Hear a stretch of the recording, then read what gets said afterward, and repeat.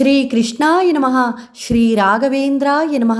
ಪೂಜ್ಯಾಯ ರಾಘವೇಂದ್ರಾಯ ಸತ್ಯಧರ್ಮರತಾಯ ಚ ಭಜತಾಂ ಕಲ್ಪವೃಕ್ಷಾಯ ನಮತಾಂ ಕಾಮಧೇನವೇ ದುರ್ವಾದಿಧ್ವಾಂತರವೇ ವೈಷ್ಣವೇಂದಿವರೇಂದವೇ ಶ್ರೀ ರಾಘವೇಂದ್ರ ಗುರವೇ ನಮೋ ಅತ್ಯಂತ ದಯಾಳುವೆ.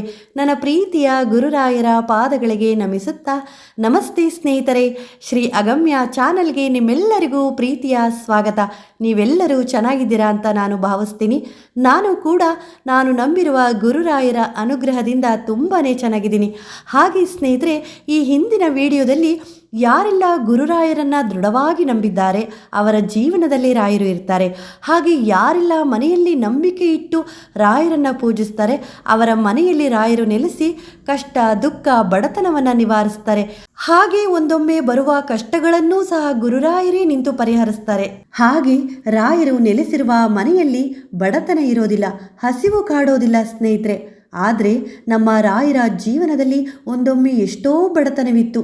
ರಾಯರು ಹಸಿವಿನ ದಿನಗಳನ್ನು ಕಂಡಿದ್ರು. ಎಷ್ಟೋ ಬಾರಿ 3 ಹೊತ್ತು ತುಳಸಿ ತೀರ್ಥವನ್ನು ಕುಡಿದು ಕಾಲವನ್ನು ಕಳೆದಿದ್ರು. ಊಟವಾಗಿದೆ ಎನ್ನೋ ರೀತಿ ಮಠಕ್ಕೆ ತೆರಳಿ ಶಿಷ್ಯರಿಗೆ ಪಾಠವನ್ನು ಹೇಳ್ಕೊಡ್ತಾ ಇದ್ರು. ಅಂತಹ ಕರುಣಾಮಯಿಗಳನ್ನು ಇಂದು ಪೂಜಿಸುವ ಮನೆಗಳಲ್ಲಿ ಬಡತನ, ಹಸಿವು, ದುಃಖ, ದಾರಿದ್ರ್ಯ ಕಾಡೋದಿಲ್ಲ. ಯಾಕೆ ಅಂದರೆ ಅಲ್ಲಿ ಗುರುರಾಯರು ನೆಲೆಸಿರ್ತಾರೆ. ರಾಯರಿದ್ಮೇಲೆ ಅಲ್ಲಿ ಸಕಲ ದೇವಾನುದೇವರುಗಳು ಇರ್ತಾರಲ್ವಾ. ರಾಯರು ಸದಾ ಶ್ರೀಹರಿಯನ್ನು ಧ್ಯಾನಿಸ್ತಾ ಇರ್ತಾರೆ. ಶ್ರೀಹರಿ ಇದ್ಮೇಲೆ ತಾಯಿ ಮಹಾಲಕ್ಷ್ಮಿ ಅಮ್ಮನವರು ಸದಾ ಇರ್ತಾರಲ್ವ ಸ್ನೇಹಿತರೆ. ಹಾಗಾಗಿ ಎಲ್ಲದರ ಕೊರತೆಯನ್ನು ನೀಗಿಸುವವರು ಗುರುರಾಯರು. ಯಾಕೆ ಅಂದರೆ ನಾವು ನಂಬಿಕೆ ಇಟ್ಟು ರಾಯರನ್ನು ಪೂಜಿಸಿರ್ತೀವಲ್ವ, ಸೇವೆ ಮಾಡಿರ್ತೀವಲ್ವ, ನಿತ್ಯವೂ ನಾಮಸ್ಮರಣೆ ಮಾಡ್ತಾ ಇರ್ತೀವಿ. ಅದಕ್ಕಾಗಿ ಏನೇ ಒಂದು ಕಷ್ಟ ದುಃಖ ದಾರಿದ್ರ್ಯ ದೋಷಗಳು ಬಂದರೂ ಅದನ್ನು ಗುರುರಾಯರು ನಿಂತು ಪರಿಹರಿಸ್ತಾರೆ ಸ್ನೇಹಿತರೆ. ಹಾಗಾಗಿ ಇದರ ಬಗ್ಗೆ ಹಿಂದಿನ ವಿಡಿಯೋದಲ್ಲಿ ಹಾಕಿದ್ದೆ. ಎಷ್ಟೊಂದು ರಾಯರ ಭಕ್ತರು, ರಾಯರನ್ನು ದೃಢವಾಗಿ ನಂಬಿದವರೆಲ್ಲರೂ ಹೌದು, ಖಂಡಿತವಾಗ್ಲೂ ರಾಯರು ನಮ್ಮ ಜೊತೆ ಇದ್ದಾರೆ. ರಾಯರಿಂದ ನಮ್ಮ ಜೀವನದಲ್ಲಿ ಎಷ್ಟೋ ಕಷ್ಟಗಳು ಪರಿಹಾರವಾಗಿದ್ದಾವೆ. ಇವತ್ತು ನಾನು ಅಂದ್ಕೊಂಡಿರೋ ಕೆಲಸಗಳನ್ನು ರಾಯರು ನೆರವೇರಿಸಿಕೊಟ್ಟಿದ್ದಾರೆ ಅಂತ ಕಮೆಂಟ್ಸ್ ಮೂಲಕ ಅವರ ಭಕ್ತಿ ನಂಬಿಕೆಯನ್ನು ತಿಳಿಸಿದ್ದಾರೆ.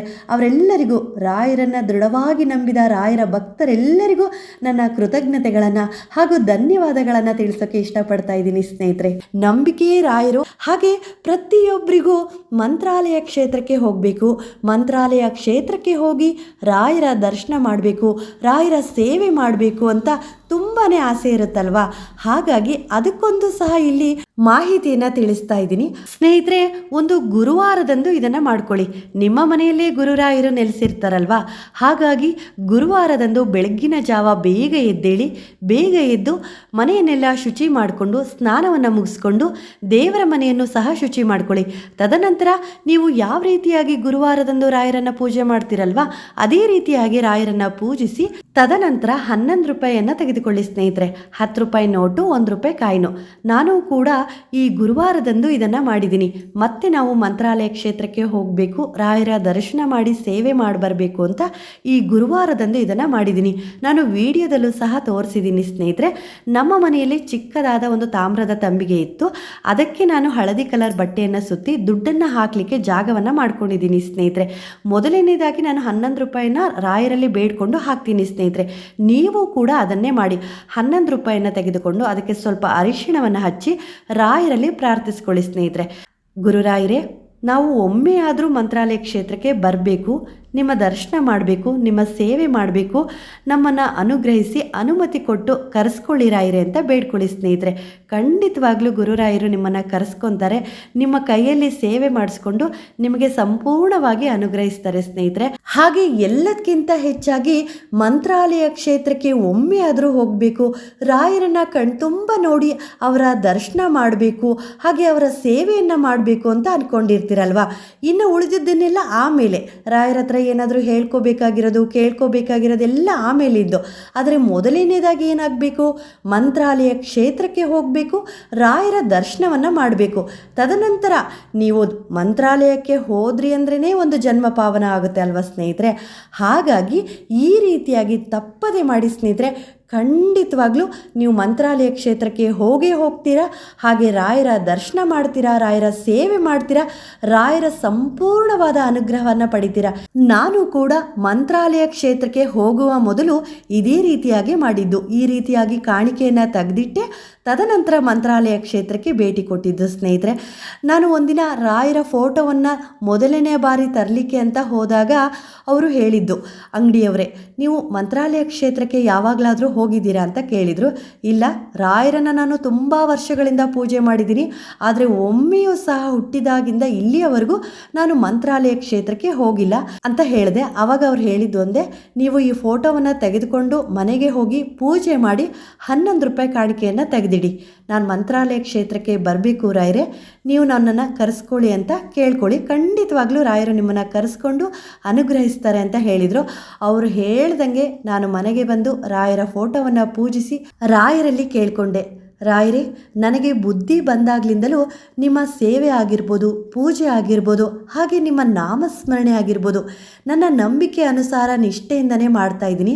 ಆದರೆ ಒಂದು ದಿನವೂ ಒಂದು ಸಾರಿಯೂ ಸಹ ನಾನು ಮಂತ್ರಾಲಯ ಕ್ಷೇತ್ರಕ್ಕೆ ಬರಲಿಕ್ಕಾಗಲಿಲ್ಲ. 1 ವರ್ಷನಾದರೂ ನಾನು ಮಂತ್ರಾಲಯ ಕ್ಷೇತ್ರಕ್ಕೆ ಬರಬೇಕು ಅಂದರೂ ಆಗ್ತಾ ಇಲ್ಲ. ಆದರೆ ಈ ಬಾರಿ ಹೇಗಾದರೂ ಮಾಡಿ ನಮ್ಮ ಕುಟುಂಬವನ್ನು ಮಂತ್ರಾಲಯ ಕ್ಷೇತ್ರಕ್ಕೆ ಕರೆಸ್ಕೊಂಡು ಸೇವೆ ಮಾಡಿಸ್ಕೊಂಡು ಸಂಪೂರ್ಣವಾಗಿ ಅನುಗ್ರಹಿಸಿರಾಯಿರಿ ಅಂತ ಕೇಳಿಕೊಂಡೆ ಸ್ನೇಹಿತರೆ. ಅದಾಗಿ 8-9 ತಿಂಗಳೊಳಗೆ ಗುರುರಾಯರು ನಮ್ಮನ್ನು ಮಂತ್ರಾಲಯ ಕ್ಷೇತ್ರಕ್ಕೆ ಕರೆಸ್ಕೊಂಡ್ರು. ಅಲ್ಲಿ 3 ದಿನಗಳ ಕಾಲ ಉಳಿಯುವಂತೆ ಅವಕಾಶ ಮಾಡಿಕೊಟ್ಟು ಅವರ ಸೇವೆ ಮಾಡುವ ಭಾಗ್ಯವನ್ನು ಕೊಟ್ಟರು. ಪ್ರತಿದಿನ ಅವರ ದರ್ಶನ ಭಾಗ್ಯ, ಪ್ರತಿದಿನ ಅವರ ಸೇವೆ ಮಾಡುವ ಭಾಗ್ಯವನ್ನು ನಮಗೆ ಕರುಣಿಸಿದ್ರು ಸ್ನೇಹಿತರೆ. ಹಾಗಾಗಿ ಪ್ರತಿಯೊಬ್ಬ ಗುರುರಾಯರ ಭಕ್ತರಿಗೂ ಒಮ್ಮೆ ಆದರೂ ಮಂತ್ರಾಲಯ ಕ್ಷೇತ್ರಕ್ಕೆ ಹೋಗಬೇಕು, ರಾಯರ ಸೇವೆ ಮಾಡಬೇಕು, ರಾಯರ ದರ್ಶನ ಮಾಡಬೇಕು, ರಾಯರ ಜೊತೆ ನಾನು ಮಾತನಾಡಬೇಕು ಅನ್ನೋ ಆಸೆಯನ್ನು ಇಟ್ಕೊಂಡಿರ್ತೀರಲ್ವಾ. ಅವರೆಲ್ಲರೂ 11 ರೂಪಾಯಿ ಕಾಣಿಕೆಯನ್ನು ತೆಗೆದಿಟ್ಟು ಇದನ್ನು ಅನುಸರಿಸಿ ಸ್ನೇಹಿತರೆ. ಖಂಡಿತವಾಗ್ಲೂ ನೀವು ಮಂತ್ರಾಲಯ ಕ್ಷೇತ್ರಕ್ಕೆ ಹೋಗಿ ರಾಯರ ದರ್ಶನವನ್ನು ಮಾಡಿ ರಾಯರ ಸೇವೆಯನ್ನು ಮಾಡಿ ಬರ್ತೀರಾ. ಹಾಗೆ ಸ್ನೇಹಿತರೆ, ನೀವು ಮಂತ್ರಾಲಯ ಕ್ಷೇತ್ರಕ್ಕೆ ಹೋಗೋದ್ರೊಳಗೆ ಇದಕ್ಕೆ ಎಷ್ಟು ದುಡ್ಡನ್ನು ಹಾಕಲಿಕ್ಕೆ ಆಗುತ್ತೋ ಅಷ್ಟೋ ದುಡ್ಡನ್ನು ಹಾಕ್ತಾ ಹೋಗಿ ಸ್ನೇಹಿತರೆ. ಯಾಕೆ ಅಂದರೆ ಈ ದುಡ್ಡು ಮಂತ್ರಾಲಯ ಕ್ಷೇತ್ರಕ್ಕೆ ಹೋದಾಗ ತುಂಬ ಉಪಯೋಗಕ್ಕೆ ಬರುತ್ತೆ. ಯಾಕೆ ಅಂತೀರಾ, ನೀವು ಮಂತ್ರಾಲಯ ಕ್ಷೇತ್ರಕ್ಕೆ ಹೋದಾಗ ಈ ದುಡ್ಡನ್ನು ತೆಗೆದುಕೊಂಡು ಹೋಗ್ತೀರಾ. ಹಾಗೆ ಮೊದಲನೆಯದಾಗಿ ನೀವು 11 ರೂಪಾಯಿ ಕಾಣಿಕೆಯನ್ನು ಅರಿಶಿಣ ಹಚ್ಚಿ ಹಾಕಿರ್ತೀರಲ್ವಾ, ಆ ದುಡ್ಡಿನ ಜೊತೆಗೆ 90 ರೂಪಾಯಿ ಸೇರಿಸಿ 101 ರೂಪಾಯಿ ಕಾಣಿಕೆಯನ್ನು ರಾಯರಿಗೆ ಅರ್ಪಿಸಿ. ಅಥವಾ 501 ಹಾಕಿ, 1001 ಹಾಕಿ, ನಿಮ್ಮ ಅನುಕೂಲ. ತದನಂತರ ಉಳಿದ ದುಡ್ಡಲ್ಲಿ ರಾಯರಿಗೆ ಏನಾದರೂ ಸೇವೆ ಮಾಡಿಸ್ಬೇಕು ಅಂತಿದ್ರೆ ಇದೇ ದುಡ್ಡಲ್ಲಿ ಸೇವೆ ಮಾಡಿಸಿ ಸ್ನೇಹಿತರೆ. ಹಾಗೂ ಇನ್ನೂ ಸ್ವಲ್ಪ ದುಡ್ಡು ಮಿಕ್ಕಿತ್ತು ಅಂದರೆ ಅಲ್ಲಿ ಯಾರಾದರೂ ಹಸಿವು ಅಂತ ಇದ್ದರೆ, ಕಷ್ಟ ಅಂತಿದ್ರೆ ಈ ದುಡ್ಡಿನಿಂದ ಅವರಿಗೆ ಏನಾದರೂ ಕೊಡಿಸಿ ಸಹಾಯ ಮಾಡಿ ಸ್ನೇಹಿತರೆ. ತುಂಬಾ ಒಳ್ಳೆಯದಾಗುತ್ತೆ. ನಾನು ಕೂಡ ಇದನ್ನು ಯಾವಾಗಲೂ ಅನುಸರಿಸ್ತೀನಿ ಸ್ನೇಹಿತರೆ. ಅದು ನಾವು ಇರೋ ಊರಲ್ಲೇ ಆಗಿರ್ಬೋದು ಅಥವಾ ಮಂತ್ರಾಲಯ ಕ್ಷೇತ್ರಕ್ಕೆ ಹೋದಾಗಲೇ ಆಗಿರ್ಬೋದು, ಈ ಒಂದು ಪದ್ಧತಿಯನ್ನು ನಾನು ಅನುಸರಿಸ್ತೀನಿ. ಯಾಕೆ ಅಂದರೆ ಅನಿರೀಕ್ಷಿತವಾಗಿ ನಾವು ಕ್ಷೇತ್ರಗಳಿಗೆ ಹೋದಾಗ ಯಾರಾದರೂ ಒಬ್ಬರು ಅಮ್ಮ ಅಂತ ಕೈ ಚಾಚಿಬಿಡ್ತಾರಲ್ವಾ ಪಾಪ.